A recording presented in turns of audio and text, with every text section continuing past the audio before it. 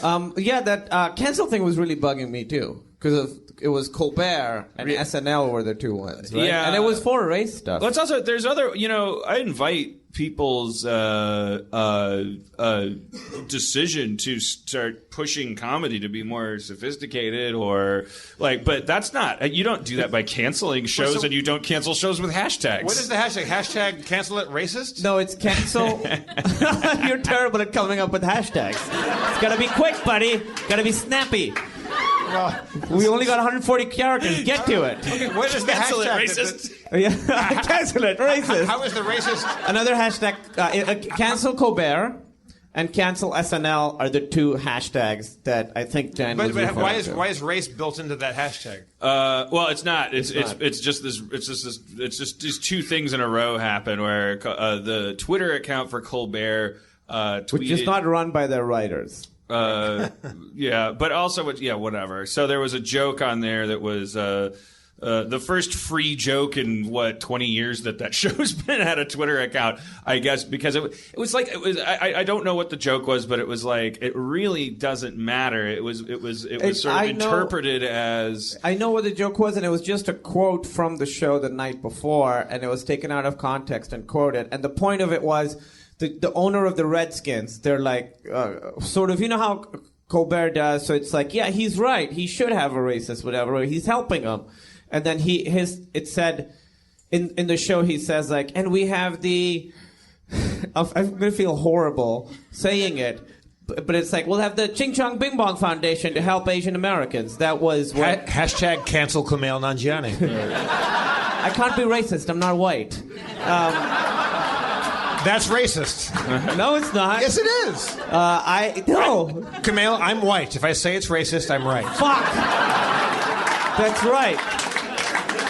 So something like that, even if you don't... You've learned nothing. Yeah. Even if you don't think the joke is funny, you at least get what they're going for, and it's not clearly... Yeah, it's called satire, which is lost on 95% of humanity. And especially a new emerging group of people. I hate to shake my Gen X cane again, but it's just like... Did we go through some kind of censorship war that we understand that it's always a bad idea to start telling people what's right and wrong to say for free on the internet? What I hate is, so when this was happening, there were people sort of defending Colbert, and there were so many people being like, oh, you're white, you don't get to talk about this. No, everybody gets to talk about it. Right? It just doesn't and also comedy doesn't suffer any discussion at all, and it doesn't and how much comedy are how much brilliant fucking sophisticated comedy is going to come out of these arbiters of comedy? Like these are the most joyless fucking people in the world. What are they going to replace bad jokes with? They're not going to replace them with good ones. No. They're not, or like Sudoku? What are we going to... Because they don't seem like bright people to me. It doesn't seem like if you can't... If you Japanese, don't understand... I understand not... You guys caught that too, right? I understand if you... Japanese I understand if you get a... I wish there was a way to describe this, the ironic racial humor, where it's like, oh, I'm using the boomerang the wrong way on purpose, blah blah blah, like racially. The boomerang? Is this about the Aussies have gone down too? Yeah, you're gonna just take every race down. We're all beacons of light, but some are less bright than others. But it honestly, the charge seems to be led by people who actually... We're not even talking about the greatest jokes in the world, and then we're talking about people who actually don't seem to get them. Yes, exactly. Like who actually parse language in a joke word for word, and like a spell check, like see a word that they then connect a dot to offensiveness with, and then categorize the joke as therefore offensive, actually not getting the joke. And I'm not saying... So we're used to saying, oh, if you don't get the joke, then that means that the joke is so much more sophisticated than you. Now we're talking about knock-knock jokes that people aren't getting because they involve race. It's like, knock, knock, who's there? Black guy who? Hey, I'm sorry I'm late because the black people time stereotype. Cancel Dan Harmon. Like that's a bad, dumb, unsophisticated joke. Just let them stop getting laughs. Like it's really not hurting anybody. It's not, and this idea that the television is going to somehow we're going to control television and make ourselves less racist because then the things that we watch on the magic box won't make us racist anymore. This is just all these racist people are just going to go outside and make the outdoors racist. They're not gonna, if there's nothing racist to watch on TV anymore, they're just going to. I mean, isn't the problem that your neighbor is secretly racist and he's just like watching Big Bang Theory and going, "Yeah, I got that. I hate Jews." I mean, don't you want that guy glued to the tube? Yeah. Like, do you want him in the woods? Yeah. You don't want him out there buying crosses and matches. And isn't there actual racism happening somewhere? Yeah. Real racism. Like actual ethnic cleansing where someone goes up to a race and says, "Me no like your race because you're race bad." And me want to eliminate. Dan, very problematic. Dan. Japanese, Australians. Now the Chinese. What was it? Is anybody saying that was a caveman, not an Asian? Wow. You guys are racist. Again, I can't be racist. He was to go kill a bear a long time. See now, okay, so there you go. So we're in this realm where we're trading like pogs, like examples of socially non-conscientious. I think it's racist to assume that cavemen can't be Chinese. That's right. Why can't there be Chinese cavemen? I'm sure there were. Yeah, I don't know. No? If they were, it didn't sound like that. You mean they didn't speak English with a Chinese accent? Like somebody told them, like, you guys have to do this Chinese thing. I'm sorry, Kumail, and I don't want you to think about the consequences. I'm gonna give you a suggestion, and I want you just to do it without considering the fallout. this is the end of my career. Yes. What would a Chinese caveman sound like? I think you did that great. See? We're both racist. There was a movie. But I can be racist. I'm allowed to be racist. No, you've proven that time and again. Yeah. Yes. I make it look good, you know. Sorry. It's more allowed. People that qualify as minority are allowed to be a little bit more. No, I don't. I mean, listen, Pakistani people are very, very racist. They really, which is a racist thing to say. I can't. Yeah, but white people are born racist. Yeah.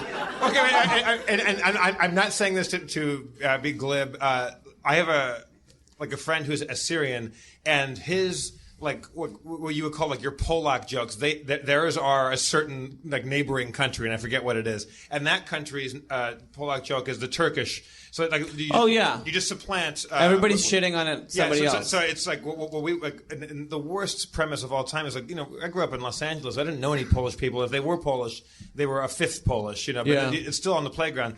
Polish jokes had traction for some reason. We crazy. had our version of Polish jokes. It was who is it? We call them Pathan, but it's basically the ethnicity that sort of lives in Afghanistan and the area of Pakistan bordering Afghanistan. And they're called what? We call them Pathan. So what's a Pathan joke? It would be like, how does a Pathan tie his shoelaces? And it would be that, that thing, or... Well, okay, it's a visual joke. Make it podcast friendly. How does a Pathan... He lifted his shoe halfway and then reached down. Because you're supposed to sit... Yeah, he puts one shoe up in a chair and then reaches down to the other foot, but he can't reach it because he's a Pathan, a dirty, famously unintelligent culture. Pass the Pathan. Pathan sounds like it sounds like a Star Wars creature that you would like ride around. Yeah, I was too cold, so I killed a Pathan and crawled inside him. What are those things called? Tauntauns. Wontons? Yeah. Tauntauns. Wonton. We can't get away from this. Hashtag cancel Harmontown. I'd rather sleep on a giant wonton than a filthy Pathan. I thought they smelled bad on the outside. I mean... Your groans are too late. You should have grown to the beginning of this show. Should have grown to Empire Strikes Back, I guess. I don't know. Smell bad on the outside. I mean, that was the perfect joke for that situation. But I want to... Racist. We'll end this segment, which I'll call Let's Talk About Race again, on a positive note. I really do think it's like... I don't want to be just knee-jerk and say, like, oh, don't tell me what to do, don't tell people what to say, blah, blah. Slippery slope, you'll find out for yourself. I'm 41, you can have this planet, fuck off. But, but you'll find out on your own, kids. But also, I think, like, if you want to clean up the planet, like, and even if you just want to clean up comedy, that's fucking good, but that's called being a comedy snob. First thing you better do is go watch 4 seasons of Mr. Show, and then you should, like, I don't know, read some books that make you laugh, or like watch all the Woody Allen movies. I don't know, like become a student of fucking comedy. Become a millennial Sid Caesar, and start telling people which jokes are funny and which ones aren't, and let the whole, the crutch that is racial comedy, the hot button, because if I had one leg and I came out on stage and I said, I gotta know what you guys are thinking, something about my one leg, and they're like, I would learn as a one-legged comic I would have the choice of, like, there would be a temptation to go to that well, and whether you belong to the minority in question or not, like, racial comedy has a kind of, like, it gets a reaction out of people because it's on our minds and stuff like that. And there's intelligent racial comedy, and there's lowbrow racial comedy, and there's downright racist racial comedy, and there's everything in between. But if you want to police comedy, like, great, like here's your lightsaber, here's your robe, like, here's your blast shield, like what, you just took your first step into a world where you're not going to get a lot of jokes for a while, like, because if you're starting your comedy analyzation career being so dumb that you think that shows should be canceled, and it can be on Twitter, then I bet you're going to find out that you don't want your jokes to be too much smarter. But how does, like, where does that, if somebody writes, canceled this, like, who started that thing? Like, well, the one for, you started it? a gal in the front row raised her hand. I think for the Colbert, it was a lady. Sui Park. She's a Korean American woman, and she started it satirically. Like, no, she didn't. I read an article that she wrote today, right? Yeah. Yeah, she is not being. Or a different girl. Sui Park. She's not being. Can you not tell them apart?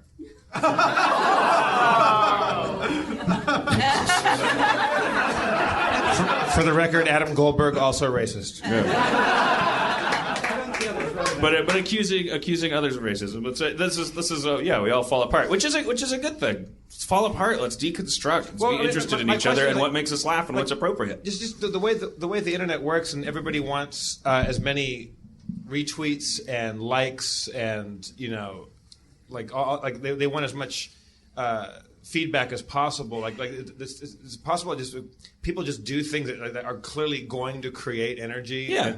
That's exactly it. Yes. Yeah, and so they're not really taking any bold stance. They're just that's the thing. That's the outrageous thing. No one's doing anything. They're not creating anything. They're just attacking stuff that other people are doing. You're not really doing anything constructive. The thing I read didn't make it seem like she did it as a satirical thing. She seemed very serious about it. I stopped unfollowing her, or I unfollowed her yesterday because, like, she started getting a little bit, like, racist in a different way. It's like a whole different, like, Native American thing. What? But yeah, she said, no, because the original joke is about Native American. Yeah, it was. It was about Native Americans. Yeah, and she's like, I help, like, indigenous people like this, and, like, instead of saying, like, yeah, I did take attention away from that, sorry. Oh, yeah. Yeah. Sure. But, all right. Yeah, she was saying, like, this was satirical. And also, like, Colbert's a millionaire white dude, he'll be fine. She's getting, like, hundreds of, like, per hour, she's getting hundreds of, like, rape and death threats. Okay, that is wrong. She shouldn't be getting rape and death threats, but she did sort of start this thing. No, I'm not saying she asked for it. I'm not. Oh, God. That's the end of the segment. Thank you.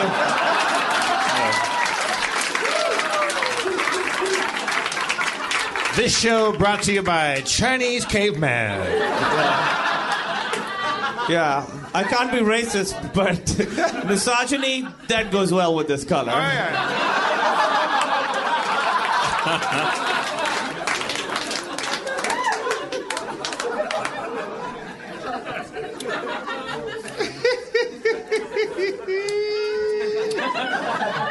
I wish there was some kind of like machine that could actually measure genuine offensiveness. You know, like actual offense that a person is actually taking. Like because it's become an exercise. Dino Stamatopoulos said that like, society obviously peaked with the invention of dessert, and that we were because we were now there was a part of your meal that you were just like, I'm not hungry anymore, but let's eat the thing that is worst for me. And I think the dessert of culture has become. Our culture, parts of the world where there are parts of our country, where there is actual racism going on. But like we sitting in our chairs at our laptops, tweeting and hashtagging, this is intellectual dessert, talking about what's offensive to someone else and what is not. I wish there was a way to actually get out a yardstick and really measure like genuine offense. Yeah, like you be like, hey, listen, you're only a 2 on. And this, I wish there was a different word for P's and Q's, like violations that were technical violations, party fouls, if you will. Is there some kind of word for something that absolutely isn't even coming close to hurting anybody in any way, and yet could be a valid topic of conversation if we want to be such high-minded comedy snobs and talk about what's proper comedy and not. Because that's the other thing is a woman who's being tweeted hundreds of thousands of rape and death threats. That sounds possibly distorted. I can't even picture 100,000 rape and death threats like scrolling through them. But I'm certain that there's a lot of idiots in the world that react that are having the same unease that I'm feeling, but are really terrible people, and who are then want to go I want to hit you in the face with a rock because you're a bad person and I'm a bad person, all this terrible shit. It is offensive for somebody to tweet at you that they're going to murder you or sexually assault you to humble you and put you back in your place. People think I created Teen Wolf, and I'm getting rape and death threats. People like that show, by the way. A lot of people really like Teen Wolf. Congrats, buddy. I'm sure it's a great show. If I go by the vitriolic praise and the superlative praise and the vitriolic hate that I get as a wrong person, and now I've changed my bio on Twitter. I did not create Teen Wolf. Now that people click on that, I don't know how that came to be. But it's really I just think it should be canceled. I think the 10:30 Monday night slot should be cleared of racist television. Let Rick and Morty stand. Dan, can I come clean a little bit? Yeah. I actually did create Teen Wolf. You finally figured out a way to get my attention. And you have my guarantee as a creator of a television show that you love and adore that there will be no pitons on it. No Chinese cavemen. I'm a racist. I want to be a Patan. It sounds so sci-fi. I like. Give me one more Patan joke. The Patan people will not be denied their destiny. And that it takes 10 of them to change a light bulb. It'll be a Polish joke. Like how does a Patan? Oh, no. I'm doing the joke. Kumail just pulled out a notebook. A standard comedian's leather-bound joke book. Off the top of my head. Let me look. They've been doing this shit for years. It's bombing. Nobody knows what Patans are here. It's under P. This is the Patan notebook. Okay. It's all. No, it'll be like that joke. How does a Patan turn pages? It will be like, I don't have the manual dexterity for it. Like the. That's an exact thing. He's licking one finger as if in preparation to turn a page, while his other hand deftly turns the pages. Yeah. Sans licked finger. Now that's like Mork from Mork. But that's interesting because that also, and I forget which Marx Brothers film, when I think it's Harpo or Chico. Harpo Marx is dealing bridge. Patano. And he licks. He has the deck in his left hand, and he licks his right thumb. It just deals with his left hand. And he keeps doing that. It's like, there's a way to be high status in that joke, and a way to be low status in that joke. Yeah. So this is it's just a standard. But then also, for any of you old enough to have been around when Dan Quayle was vice president, he inherited all Polish jokes. Anybody? Well, he wrote a lot of new ones. Is he's Polish? No. He just he was just finally we're like, well, give the Polish people a break. We found an actual we found an avatar. Found a person who actually walks around with a car door so that if it gets hot, he can roll the window down. And he's our vice president. Is it true that Dan Quayle once tried to spray graffiti on a chain link fence? Is that true? Yes. It was a chain link fence he erected with his own hammer and nails, and I saw him throwing several of the nails away and kept looking at them. And I said, "Why are you throwing some of the nails away?" And he said, "The point is facing the wrong side." Yeah, the head's on the wrong side.